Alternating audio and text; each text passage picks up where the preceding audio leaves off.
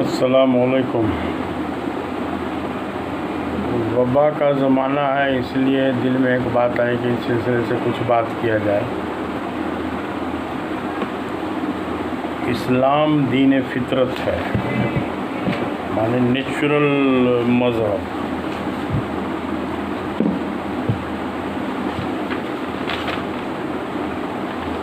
اور حضور صلی اللہ علیہ وسلم نے زندگی کا کوئی ایسا شعبہ نہیں ہے جس میں آپ صلی اللہ علیہ وسلم کی رہنمائی گائیڈ لائن موجود نہ ہو۔ جیسے ایک انجینئر کے لیے کوئی شہر بساتے وقت کے لیے گائیڈ لائن ہے کہ گلی کوچوں کی چوڑائی 7 ہاتھ یعنی 10.5 فٹ رکھا جائے، وہیں جو ہے ڈاکٹر حکیموں کے لیے طب نبی کی شکل میں بہت ساری ہدایات موجود ہیں، جسے طب نبی کے موضوع سے محدثین نے حدیث کے کتابوں میں جمع فرما دیا۔ اور چونکہ ہم نے طب نبی پر سائنٹیفک ریسرچ کے انداز میں ایک کتاب بھی لکھی ہے، لا علاج نہیں، تو اسی کتاب کے بنیاد پہ ہم آل انڈیا پروفیٹوپیتھک حکیمز ایسوسیشن کے پریزیڈنٹ بھی ہیں۔ تو اسی لیے ایک فرض بنتا ہے کہ اس لائن میں بھی لوگوں کو گائیڈ کیا جائے۔ ابھی چونکہ کرونا وائرس کے حملے سے ساری دنیا پریشان تھی اور ہے، اور پھر کہیں کہیں سننے میں آ رہا ہے کہ نئے سرے سے پھر اس کا نیا نام بدل کے آ رہا ہے، تو بہرحال اس کا کوئی مؤثر علاج کا دعویٰ ابھی تک نہیں ہوا ہے، بلکہ WHO کا کہنا ہے کہ اب کورونا کے وائرس کے ساتھ جیسے TB کے مرض کے وائرس کے ساتھ زندگی بتاتے ہیں، اس طرح سے زندگی گزارنے کی عادت بنانی ہوگی، کیونکہ TB کے مرض میں ہر سال اپنے ہندوستان میں ہر منٹ میں ایک آدمی یعنی کہ سال میں لگ بھگ 1.5 لاکھ آدمی کی موت ہو جاتی ہے۔ تو بہرحال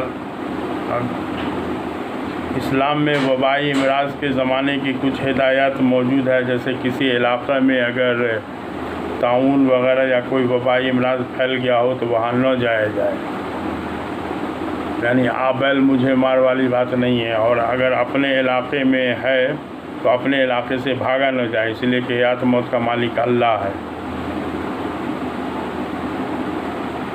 اور اس کے علاوہ جیسے کسی کوری سے بات کیا جائے تو 1 سے 2 کمان کی دوری اس کے بیچ میں ہونی چاہیے۔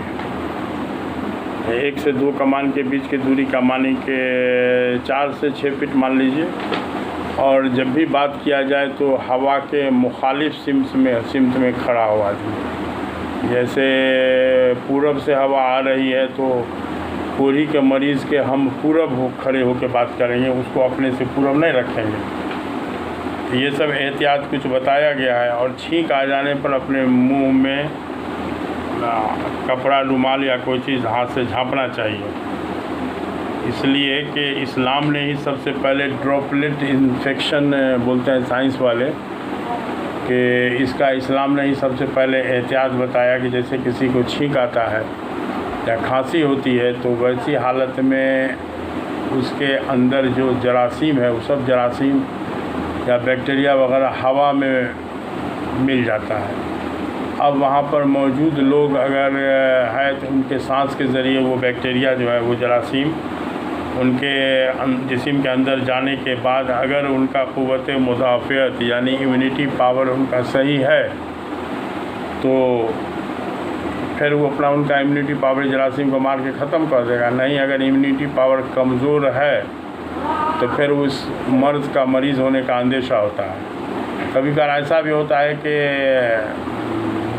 مرض کا جراثیم سانس کے ذریعے اندر چلا گیا لیکن ابھی امیونٹی پاور کچھ تھی، تو اس لیے وہ اپنا جو ہے سازگار ماحول اور گنتی تعداد بھی بڑھانے کے فکر میں رہتا ہے، تو اس کو ایک وقت چاہیے اور وہ آپ کے کمزوری کا بھی انتظار کرے گا۔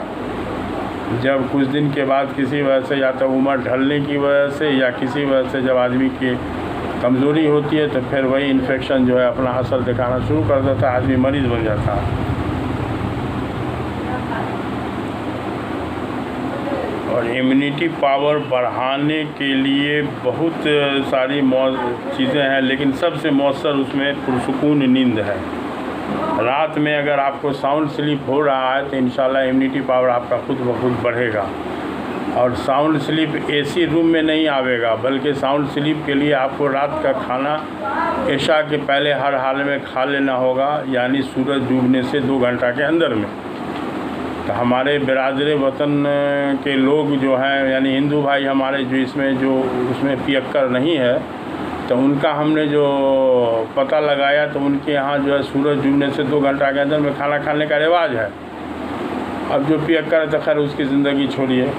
اب اپنے یہاں ایک بہت بڑی غلط فہمی ہے کہ اب عشاء کی نماز پڑھ کے فارغ ہو کے بعد اطمینان سے کھایا جائے گا، جبکہ حدیث کے حساب سے بھی ایسا کرنا منع ہے۔ حدیث کے حساب سے ہے، ایک حدیث کا مفہوم ہے کہ تم اپنے رات کے کھانے کو ذکر اور نماز میں پچاؤ، کھانا کھا کر فوراً سو نہ رہا کرو، اس سے تمہارے دل زنگ آلود ہو جائیں گے۔ اب آپ سمجھ سکتے ہیں کہ اس کا اثر سب سے پہلے دل، یعنی پمپنگ سیٹ جو ہے ہمارے جسم کا، اس میں جب زنگ پکڑے گا تو سمجھ لیجئے کہ کہاں کون کون بیماری شروع ہوگی۔ تو امیونٹی بڑھانے کے لیے سب سے پہلے ساؤنڈ سلیپ کی ضرورت ہے۔ اور ساؤنڈ سلیپ کے لیے بہت سارے فیکٹر کے ساتھ یہ بھی ہے کہ رات کا کھانا ہلکا لیا جائے اور رات کا کھانا سویرے کھایا جائے۔ اس کے علاوہ اور سب بات بھی ہے تو اس کو انشاءاللہ نیند والے ٹاپک میں تفصیل سے بتاویں گے۔ ابھی فی الوقت اتنا ہے کہ ساؤنڈ سلیپ بھی آپ کے امیونٹی پاور کو بڑھاوے گا۔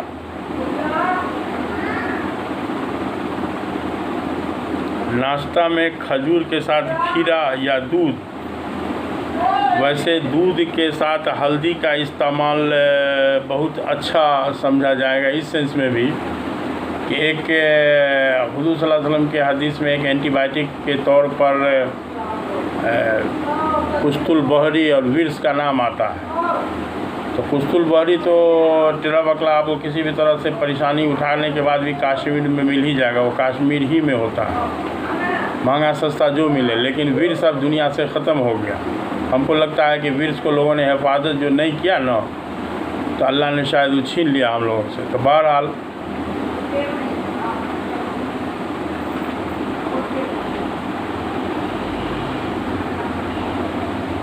اور یہ ہے کہ دن کے کھانا کھانے سے پہلے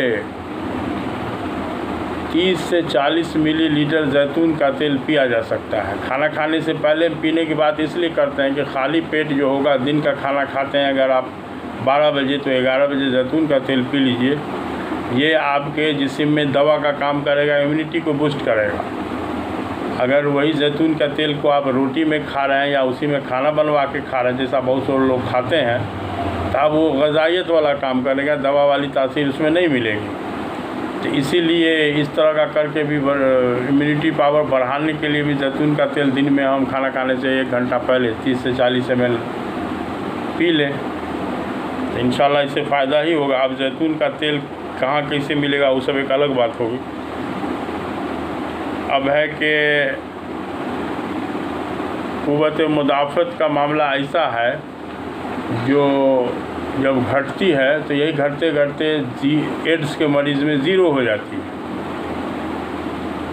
جو ایڈز کے مریض کے پاس بیٹھ کے اگر کوئی ٹی بی کا مریض صرف کھانس دے، اور کھانسی والا ہوا جو ہے اگر ایڈز کا مریض سانس میں لے لے تو ایڈز کے مریض کی 1 ہفتہ میں موت ہو جائے گی، چونکہ ٹی بی کا انفیکشن جب اس کے پھیپھڑا میں جائے گا تو وہاں تو امیونٹی اس کا کوئی رکشا منترالیہ تو سب اس کا ڈیڈ ہے، مڑا ہوا ہے، اس کا امیونٹی پاور 0 ہے، تو ویسی حالت میں وہ آدمی اس مرض سے مر جائے گا۔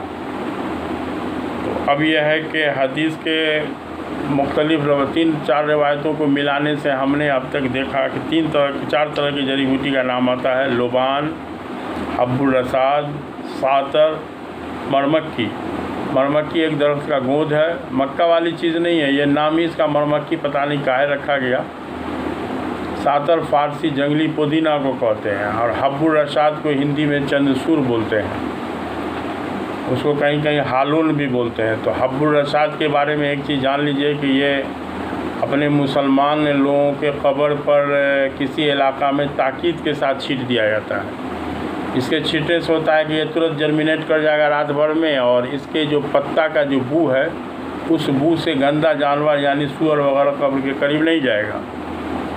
اور ہم نے ہندو بھائی کے بھی ارتھی پر چندسور چھٹتے سنا ہے، اب اس کا کیا لاجک ہے یہ ہم کو معلوم نہیں۔ بہرحال چندسور کو انگریزی میں واٹر کریس بولتے ہیں، اس کا جو ہے لندن میں لوگ شوقیہ سلاد وغیرہ بھی کھاتے ہیں، اس کو سلاد کے شکل میں استعمال کیا جا سکتا ہے، اچھی چیز ہے۔ اس کو حب الرشاد بولتے ہیں عربی میں۔ تو بہرحال لوبان اور حب الرشاد یہ دو چیز ہم کو لگا کہ آسانی سے مل سکتا ہے۔ یہ دونوں ہی کو اگر ہم جو حدیث میں ہے کہ اپنے مکان کی دھونی دیا کرو، تو ان دونوں کا اگر اپنے مکان میں دھونی دیا جائے تو انشاءاللہ بہت حد تک فائدہ ہم اٹھا سکتے ہیں۔ وبا کے زمانے میں یہ بہت کارگر ہے۔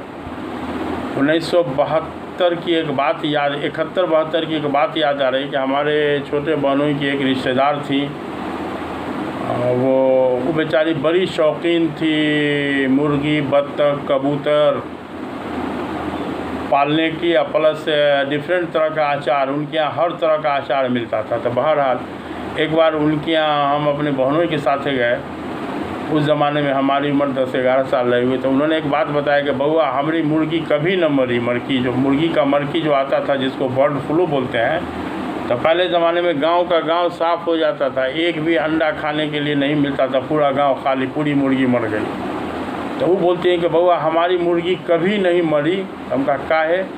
تو بتائے کہ ہم اپنے مرغی کے ڈربا میں ہر ہفتے لوبان کا دھونی دے دیتے ہیں، کوئلہ پر جلا کے لوبان کا صفوف رکھ کے اس کا دھونی جو ہے ہر ہفتے ہم مرغی کے ڈربا میں دھونی دے دیتے ہیں۔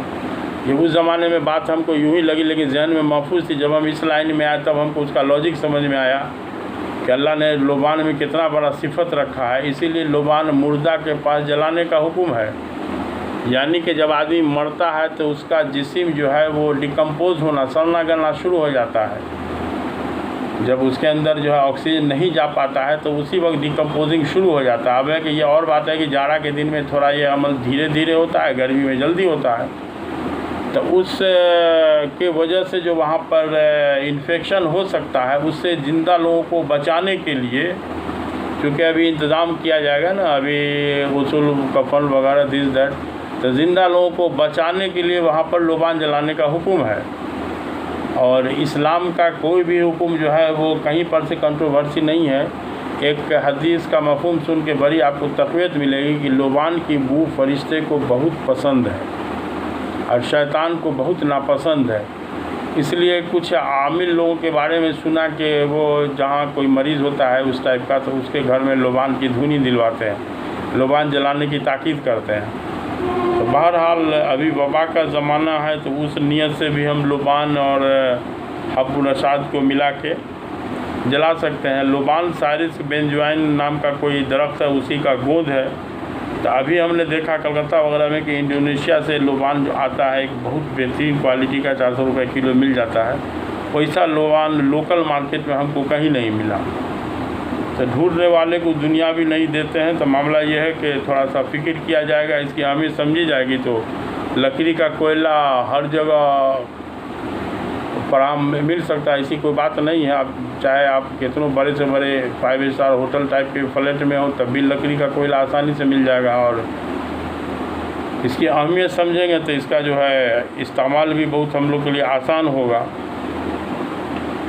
اور ایک بات ہے کہ وبا سے قطعی ڈرنے کی ضرورت نہیں ہے، اس لیے کہ وبائی امراض کے زمانے میں جو موت ہوتی ہے تو حدیث کا مفہوم ہے کہ ان کو شہادت کا درجہ ملتا ہے، اور شہید کے مرنے سے پہلے اللہ تعالیٰ اس کا سارا گناہ معاف کر دیتے ہیں۔ تو اسی لیے ایک اس میں ہم اپنا واقعہ بتا دیں، اگلے سال رمضان میں ہم کو بھی کورونا ہوا تھا، تو گھر میں اور لوگوں کو دماد وغیرہ کو بھی ہوا۔ تو اب یہ ہے کہ وہ لوگ اپنا ایلوپیتھ دوا ہوا، لیکن ہم نے کھان پان میں اپنا والا پرہیز پھل کھلواتے رہے ان لوگوں کو بھی۔ ہم کو جو ہوا تو ہم بھی اپنے طور پر جم کے پھلہار ہوا، دودھ کے ساتھ ہلدی چلا، شہد پانی نیمبو کا شربت چلا، اور اس زمانے میں ایک मौसमी टाइप का एक ठीक संतरा के कलर का कीनू या कोई आता था जो बड़ा मीठा होता था, महंगा देता था 150 रुपये किलो, लेकिन बड़ा मीठा होता था। तो विटामिन सी का वो ख़जाना है, तो इसलिए उसको हम होलसेल में खाए और प्लस कुछ अपनी दवा बना के भी, तो अल्हम्दुलिल्लाह अल्लाह ने शिफा दिया। तो हमारा देखा देखी हम जो अपनी दवा खा रहे थे, इस तरह का हमारे कॉलोनी के 2-4 लोग इस तरह का दवा बनवा के हमसे ले भी गए पैसा दे के। तो बहरहाल मसला ये है कि मौत से डरना नहीं है, और ये है कि परहेज़ वाली बात में बहुत सारी चीज़ हम बता सकते हैं, लेकिन हुकूमत का परहेज़ का स्टाइल कुछ अजूबा अंदाज़ का है, जिसमें हम मुदाखलत नहीं करेंगे। हुकूमत का जो जिस तरह का परहेज़ है उस पर अमल कीजिए, और बाद बाकी तो अल्लाह के हाथ में है। हयात मौत का मालिक, मर्ज़ देने वाला, शिफा देने वाला सब अल्लाह है। अल्लाह पर यकीन करके हमने अपने कुछ लोगों को ये बताया भी कि बउआ वो तो टीका तो लेना है, मतलब इसका वैक्सीन तो लेना ही होगा, हुकूमत का हुक्म है। तो वैसी हालत में एक दुआ है, बिस्मिल्लाहिल्लज़ी ला यज़ुर्रु मअ इस्मिही शैउन फ़िल अर्ज़ि वला फ़िस समा वहुव समीउल अलीम। इस दुआ के बारे में हदीस का मफ़हूम है कि कोई आदमी अगर यकीन के साथ ज़हर पर भी दम करके इस दुआ को, ज़हर को खा लेगा, तो इंशाअल्लाह ज़हर उसको असर नहीं करेगा। तो इस तिब्बे नबी का मामला यकीन वाला मामला है, इसलिए हमने अपने बच्चे लोगों को सबको कह दिया कि भाई मजबूरी है, तुमको वैक्सीन लेना ही होगा। इसी हालत में दुआ पढ़ के लोगे तो अल्लाह हिफाजत करवाए। इसलिए कि जानकार को ज़्यादा तकलीफ़ होती है, चूँकि हम इसका इलाज जानते हैं, मगर हमें इसका जो है हुकूमत से हम कोई तरह का मामला नहीं बात कर सकते हैं, इसलिए कि वहाँ पर हम लोग का कोई चलेगा ही नहीं। तो इसलिए चलिए कुछ बचाव के लिए जहाँ तक बताया तो इस पर अमल किया जाए इंशाअल्लाह, और दुआ में हमको भी याद रखा जाए। अगर ये अच्छा लगा, पसंद पड़ा हो, तो फिर वही आखिरी गुजारिश होगी कि इस हमारे चैनल को, इसको जो है वो शेयर कीजिए, लाइक कीजिए, और सबसे बड़ी बात चैनल को सब्सक्राइब कर लीजिए। तो इस तरह सब्सक्राइब करने के बाद हमारा जो भी जब कोई बात जहन में आती है ना, तो उसी वक्त हम उसको कोशिश करते हैं कि हम वीडियो बना के हम यूट्यूब पर अपलोड कर लें। तो हमको कोई प्रोफेशन वाला मामला नहीं है कि जानकारी की बात आधा नहीं बताया, बताते बताते झूठों का बोलते बोलते आगे जाके बोल दिए फिर अगला इस वीडियो में, तो ऐसी बात नहीं है। लिहाजा आप लोग का सपोर्ट यही होना चाहिए कि वीडियो को देखिए और इसको सब्सक्राइब कीजिए। अगर इस पर कमेंट भी कीजिए, कमेंट करने में कोई दिक्कत नहीं है।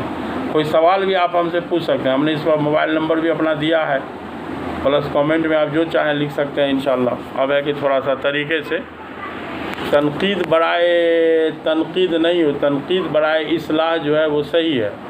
वैसे एक बात कभी बतावेंगे अपनी बात में कि तनकीद के बाद ही हम यहाँ तक पहुँचे हैं, अब बहुत तनकीद को हमने झेला है। तो खैर ठीक है, अस्सलाम वालेकुम।